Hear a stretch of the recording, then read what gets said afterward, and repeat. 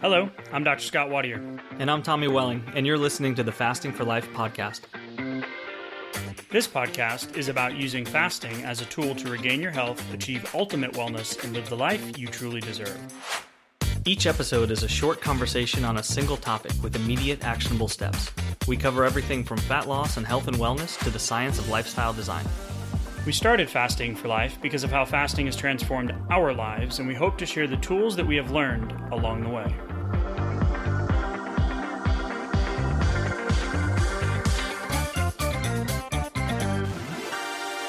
Hey everyone, welcome to the Fasting for Life podcast. My name is Dr. Scott Watier, and I'm here, as always, with my good friend and colleague, Tommy Welling. Good afternoon to you, sir. Hey, Scott, how are you?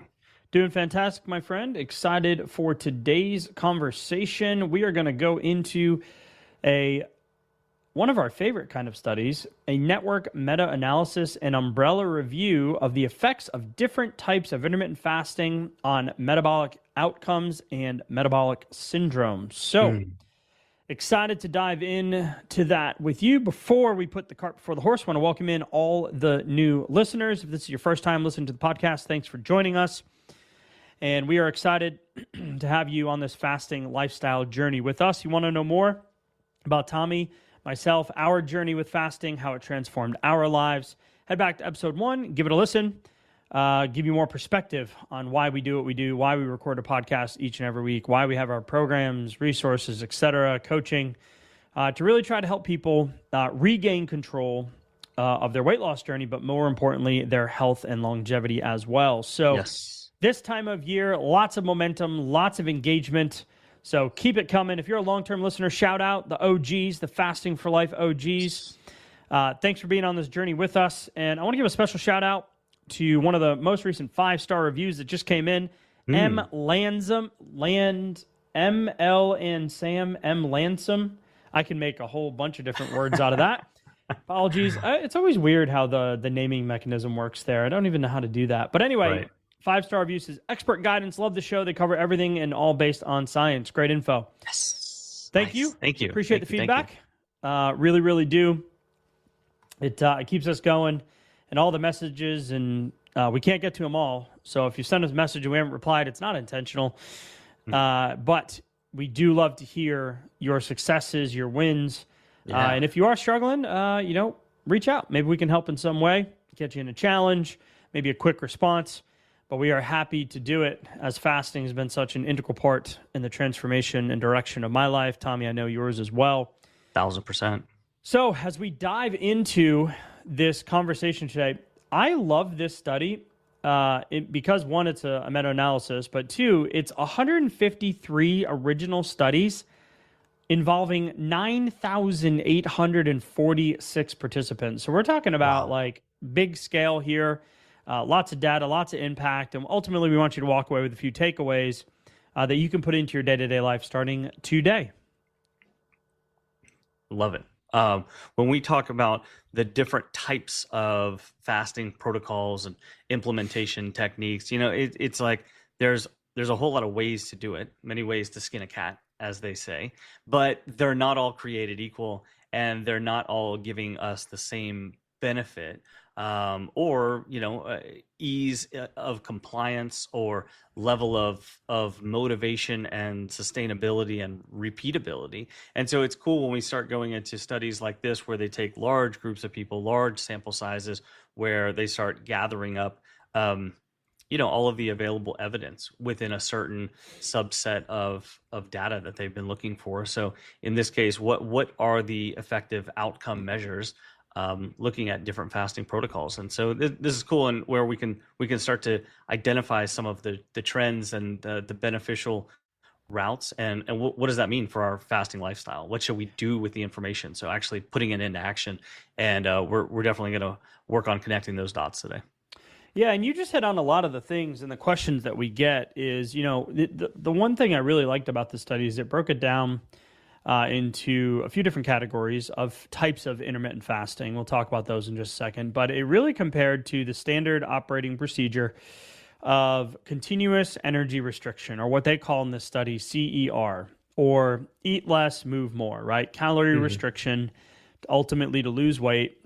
and to gain the health benefits of that weight loss, right? Because we ultimately know it's not about the weight loss, it's about the underlying metabolic function. And that's really why this study stuck out, is because we want to look at those metabolic outcomes. So is the scale moving? Of course, that keeps us motivated to keep going. But the reality is that our brains think it should be this nice, linear, smooth downward trend. And that's just not how it works. That's not how fat loss works, right? Yeah. So when we look at metabolic syndrome, especially coming through the pandemic over the last few years, and thank goodness on the other side of it, when we're looking at the health of the country, it was really clear that folks that have metabolic syndrome or insulin resistance or cardiovascular disease were the ones that were at high risk. And 88% of our population is metabolically unhealthy. You can look at the diagnosis of metabolic syndrome, which is 3 of the 5 criteria of high blood pressure, high elevated fasting blood sugar, excess abdominal fat or waist circumference or visceral adiposity, right? So waist circumference over 40 for men and 35 for women, high triglycerides over 150, low HDL under 40. A combination of those we know then leads to all-cause mortality for cardiovascular risk, type 2 diabetes, et cetera. And then if you fall in that type 2 diabetes category, man, the percentages and statistics on the outcome of the path that you're on when it comes to health, they just rise dramatically, and we know that all-cause mortality increases. So ultimately, these are the things that we spend more money on here in the U.S., these chronic lifestyle type conditions. And if we look at the data, we know 88% metabolically unhealthy. Okay, well, what does that mean? Well, we're looking at metabolic function, how your body burns energy, stores energy, the calories that are coming in, whether or not your body is effective in burning those off, or does it get stuck in the storage mode when insulin is high? Well, how do we believe that fasting, and we've seen it time and time again, can be an incredibly powerful tool to help your body flip that metabolic switch and undo the damage of years and years and years of being on an unsuccessful dieting or weight loss roller coaster, right? Every time you lose 20 pounds, you put back on 18 or 25, 30 sometimes, you're now in a worse metabolic state if you haven't been focusing on building muscle, increasing your mitochondria, increasing your metabolic flexibility, changing your lifestyle habits, etc. And the reality is then now you have a more difficult problem to solve. Well, fasting can be that solution. We're not dogmatic about a lot of things. Eat vegan, vegetarian, all the way to carnivore. We don't really care. What is the lifestyle component? What's going to work for you long term? Well, fasting can work in any lifestyle. And that's the power of looking at this study and the intermittent fasting on those metabolic outcomes. So where do you get the biggest bang for your buck? And ultimately, how do you adapt it to you, the individual, in your day-to-day life? Not Sally from work or your spouse or what the social pressures or the cultural norms of how you were raised, et cetera. But what is it ultimately? What is your plan? What is your path? What is your strategy using fasting as the vehicle? So whenever you were going through that list of things that are different from one diet to the next, like when you end up in a different spot and then you find yourself going, okay, I need to do it again. I need to work up that motivation again and, get this weight off again or start working on it, even when like after motivation's been low or maybe urgency was low, maybe it's after the holiday season, whatever. New Year's resolutions, hot out the gate. Yeah, whatever the case may be, you find yourself in that slightly or maybe substantially worse metabolic position than you were in the last time. And so, that's frustrating enough. I got a bigger job than I did the last time ahead of me. I have more pounds than I want to lose, et cetera. It looks like the timetable is going to take longer than the last time I looked at it, right? All of these things. I want to mention relationship to food there as well, which is also one of those factors where your relationship with food affects the trajectory of that fat loss attempt too. And it could be a little bit worse than the last time if the frustration was high and if your blood sugar and insulin volatility are higher than they were last time you set out, then that means typically cravings are a bit worse, less under control, right? More difficult last time. more difficulty. So not only are you in a worse metabolic position, now it's actually more difficult psychologically, physiologically, hormonally than last time too. And so that's trouble. And so the reason why we're saying all of these things is because like we got to get the fat store shrunk down as quickly as possible here. So like which method are we going to use? Like that's exactly what we want to take a look at what these methods are, and then how do they affect us, whether we do or do not have currently, metabolic syndrome or something worse. Even just a few as the weight accumulates, it puts us on the trajectory towards these things. So it all should be thought of as kind of a sliding scale. So just with a few pounds to lose and no metabolic syndrome, that's great. Let's keep it there, and then let's continue to shrink those fat stores so that we can prevent ever going any further down that path, right? And what I just heard there was this concept of adherence, the stickiness of the lifestyle change, right? Mm-hmm. So we're going to unpack that as one of the main takeaways from this article. But in the spirit of not rambling, shout out Midwest Gal 25. I'll go through the highlights of the article, just boom, boom, boom, of what the main takeaways were. And then we'll talk about, there's a really cool table in here where it uses the statistical analysis called SUCRA.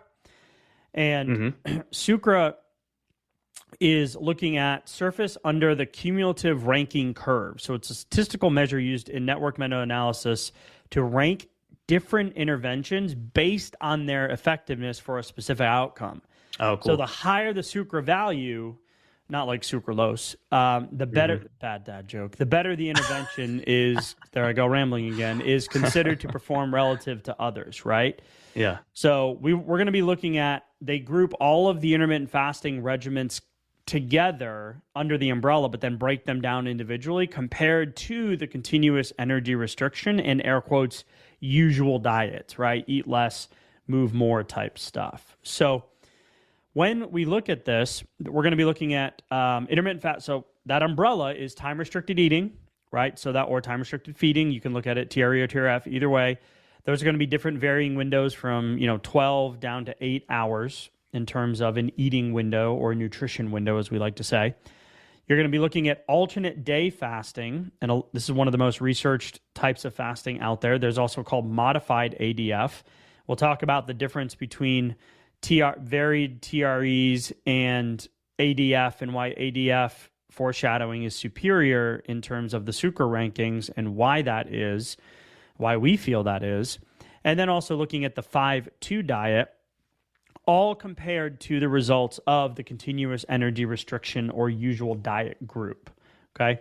Mm-hmm. So when we're looking at the key findings for weight loss, all forms of IF significantly reduced body weight compared to usual diets.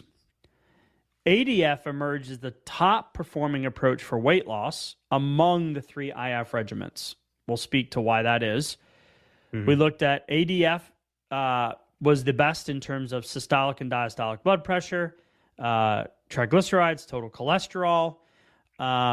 Interestingly enough, the 5-2 showed benefits for lowering the LDL, air quotes, bad cholesterol. We talk about cholesterol a lot on this podcast. The glycemic control, fat mass, and then ultimately this category of adherence. And overall, Tommy, ADF ranked highest in 64% of the comparisons for metabolic outcomes. And then it came in second place, right, in terms of the sucra rankings for another 18%. So I'm not good at math, but that's 82% of the time ADF was either in the first or second place ranking for the benefits of the metabolic outcomes. Yeah, it's pretty cool. And like success leaves clues. So why might that be? Well, we've spoken about the breakdown of the actual number of fasting hours and kind of the net fat burning time that happens with a protocol like alternate day fasting. And typically we see alternate day fasting using a modified approach in the research studies, which is good too. And it's a good protocol. Explain what that is. So modified ADF being that on alternate days, we're going from full nutrition days. And so not a quote unquote feast day or like an uncontrolled day, but think 100% of my caloric needs, my nutrition needs. So I'm feeding myself in a normal way. And then the following day on a strict alternate day fasting protocol would be a full flame day. It would be, just going the whole day without bringing in calories, without eating food. And then the following day after that would be another full nutrition day. On a modified approach, then that full fasting day would become usually somewhere around 500 calories in one sitting. So it's modified in the fact that it's a very low calorie day, but it's not a full burn day. And so that's typically how alternate day fasting is utilized in the research. I love the tables that they have in here too when we're looking at the outcomes. So there's major effect with moderate to high certainty, minor effect with moderate to high certainty, no effect, major effect with very low to low certainty, minor effect with very low to low certainty. And the only one that had the major effect with moderate to high and minor effect with moderate to high certainty was the ADF group. All the different forms outside of continuous energy restriction, the majority of the winners in terms of effects with certainty fell in the glycemic parameters and the lipid profiles, which I found interesting. And when we're looking at the different rankings, so for body weight, ADF was in the number one. BMI, ADF number one. Fat mass, ADF number one. Fat-free mass, ADF number one. Waist circumference, you get the point here. ADF. Systolic blood pressure, ADF. Interestingly enough, the 5-2 diet, which is 2 non-consecutive days of fasting and 5 days of normal eating, right? Yeah, and sometimes those fasting days are also will also utilize a modified approach in the research too, where they fasting or what? Yeah, it's just important to note. I think they're leaving something on the table as far as an opportunity for additional benefits, and we do occasionally see that in the research study when they compare a modified to a non-modified approach. But this is typically what we see. So for diastolic, that 5-2 in the primary position in terms of effect, which was so interesting. Yeah. And then third ADF actually got third best on that one, which is kind of interesting. Right? I know. Yeah. And then when we're looking at the glycemic parameters, ADF was in first for fasting blood glucose. The 5-2 diet, again, first place for fasting insulin. ADF was in second. For A1C, specifically A1C, so that rolling blood sugar. 90 day, kind of where is the sugar, in what position on the carbon molecule in your blood, are you trending up or trending down in terms of healthy blood sugar management. TRE came in first place for that, which was interesting. It was small statistically speaking, but again, benefits of fasting.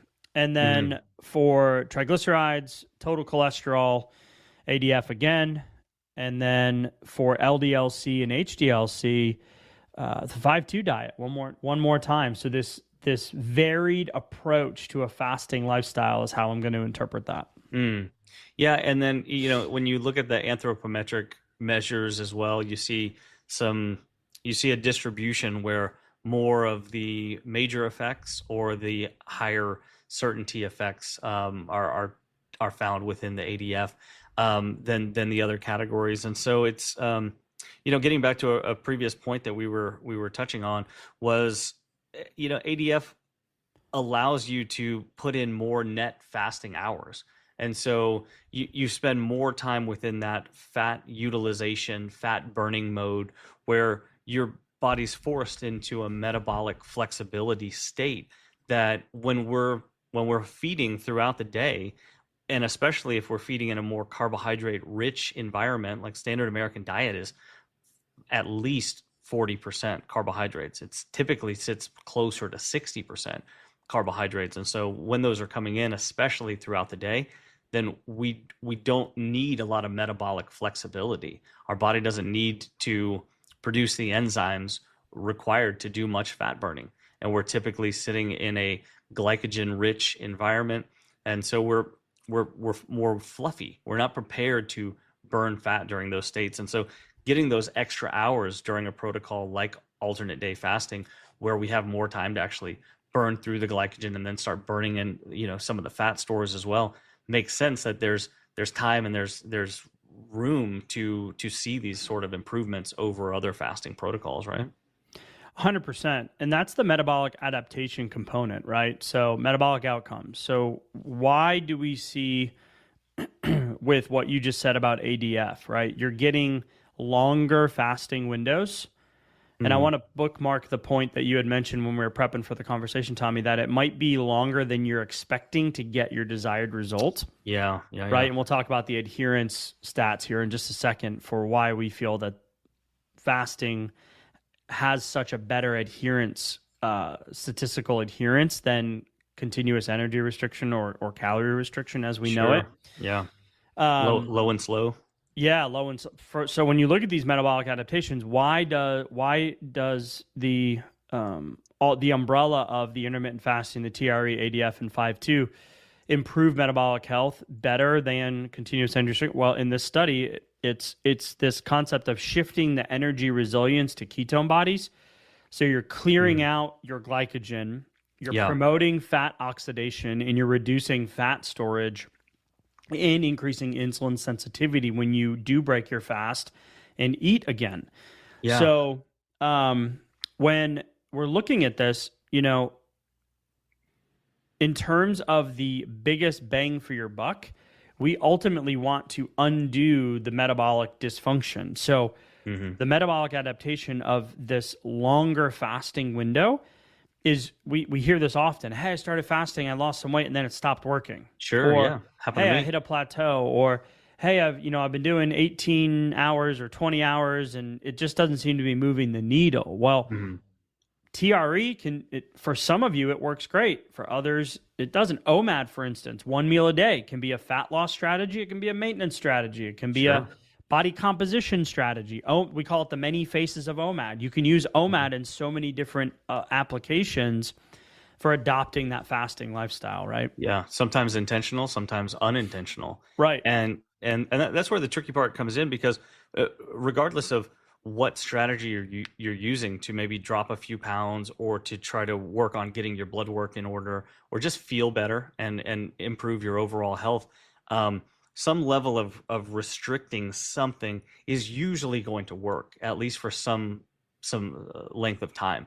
And when we're looking at different fasting protocols, it's like your level of adherence and being able to stick with it long term is going to be a big determining factor. Definitely not the only one, but it's going to definitely significantly impact the results of this diet attempt right here, if we want to call it that, or this attempt at correcting blood work. And so long-term adherence is really an important part of what we should also be looking at, because a lot of these studies will be somewhere in the 6 to 8 week range. Sometimes they'll go a little bit beyond that. And typically they do see compliance go down over time, especially in the calorie or the energy restriction group. And so that's tricky. I mean, I can put myself back in those shoes. Unfortunately, I was there many, many, many times.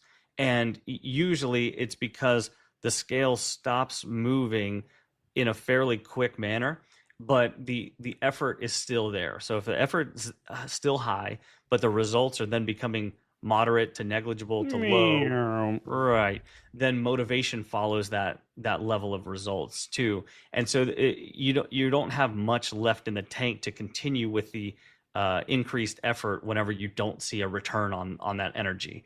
And so then motivation gets low, and then thus compliance goes way down, and it doesn't take very long. And those adherence rates in this study were really cool. So for all the IF regimens, it ranged from 71% to 98%. Wow. Ha! Right? We're talking 3,900 people. That's really freaking cool. Right. That is cool. Yeah. Now, for the continuous energy restriction group, it was 62% to 78%. Okay. So 71 to 98 for fasting, 62 to 78 for continuous energy restriction. So it's almost like the floor of the IF groups was the ceiling of the CER groups. Yeah. There's an 8% difference there, obviously taking a little bit of there's a little bit of wiggle room there. But my point is that, man, we got a 20% higher ceiling with adherence rates for IF, and I believe that comes from the flexibility in the way that you can approach your day-to-day life. So ADF, ideal for those seeking significant weight loss, broader metabolic benefits. But if you fall under that intermittent fasting window, that varied window, we call it fast cycling, it's going to give you more flexibility, which allows you to stay consistent more often. And there's no magic pixie dust that gets results. It's consistency in whatever approach you take. When we look at the adherence category, this is where we look at hunger, fatigue, social input, all the stuff, Tommy, some of the stuff that you were mentioning. Sure. Is like, how do we make this stick for us? And fasting gives you the flexibility to still enjoy and not always chronically restrict your way or paint your way into a corner of fear of missing out on social settings and certain food groups, et cetera, et cetera. Yeah, I mean, when you're thinking about, shaving off a few hundred calories each day so that you can maintain a caloric deficit for the week and then for the month and keep going like that, there's a lot to do. There's a lot to potentially track or to figure out as far as your actual food choices. Also, it's very difficult to track those kind of things when you're out and about, at least being accurate. Like, you can go to a restaurant and look up those numbers, but they're not always accurate because just a little extra oil here or a little, change in the serving size over here, and all of a sudden you have hundreds of calories that are off, and it could potentially happen in one meal. Extrapolate that over a matter of days to weeks to months, and you have a very, very high level of a differential in the calories and the macronutrient components sometimes, and that doesn't even take into account that most food sources outside of whole food sources are going to be much more insulinogenic.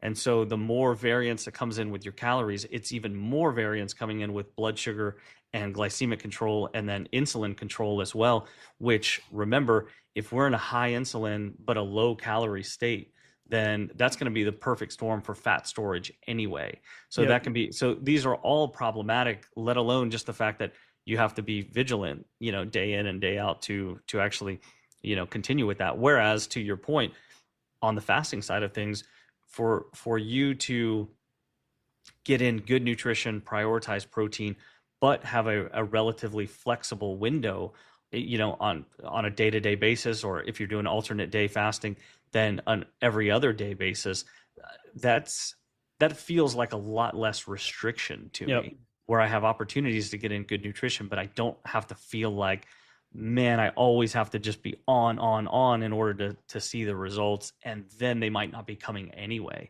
because of the other points that we've been discussing. And allows for that sneaky little bit of extra consistency, right? And confidence, accidental in the process. Consistency, kind of. Exactly. Yeah.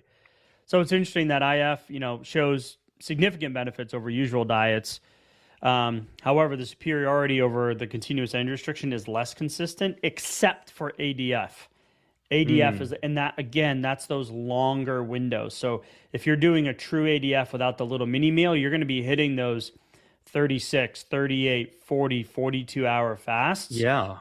And you're going to be tapping into that metabolic shift where you're going to be increasing your fat adaptation, increasing your ketones, decreasing your, even though the hunger hormone ghrelin in your stomach has been shown. We did a deep dive on ADF once. The chemical messenger to tell your brain you're hungry is elevated in ADF. You actually don't feel the hunger because of that shift to ketone bodies where your body goes, no, I got an effective source here, burning fat, I'm good. Yeah. Chemically, it showed that it was higher in the body, right? From a metabolite standpoint, from a testing standpoint, but it didn't result in more hunger or more consumption. It actually resulted in less. And then you get all of those other body composition changes as well. So just incredible. So a couple of thoughts to think about as we wrap up here today. Like, what type of fasting fits your lifestyle? And how do you think about these findings and what we talk about today in terms of your sustainability plan? A fasting lifestyle isn't a on-off, dieting mentality. It's a shift away from that.